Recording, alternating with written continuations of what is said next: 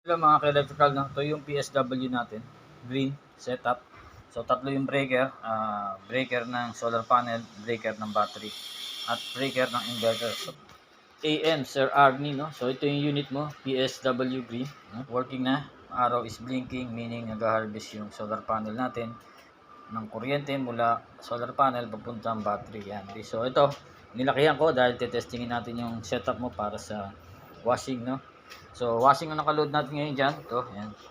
Kita nyo, yan, no? Yan. So, ito yung nakasaksak dyan, no?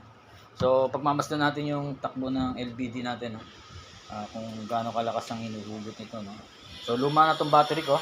Almost 1 year and 4 months na to, no? Kaya medyo depleted na to. Pero okay pa rin naman, nagagamit kapag daytime, sa gabi. So, ilaw-ilaw na lang to.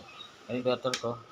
Yan, guys, lumabas ang voltage. So, 13.4, no? Problema yun.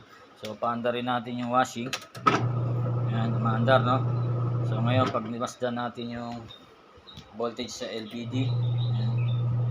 So, bumababa. At the same time, dito sa SCC, ganun din.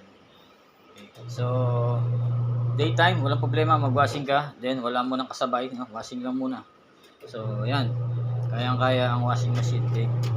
So, ang battery mo pwedeng lead acid, pwedeng LiPo4. So, mas maganda is LiPo4, mas mahal na lang. Di mo, no? So, itong dalawa na to, diretso yan sa battery mo, no? Yung breaker ng battery at breaker ng inverter diretso. So, yan, nakikita mo naman yung hugot pag nag-washing ka malaki. So, 11.5 ang cutoff nito. Ibig sabihin yun ay low bat na. Then, reconnect is 2.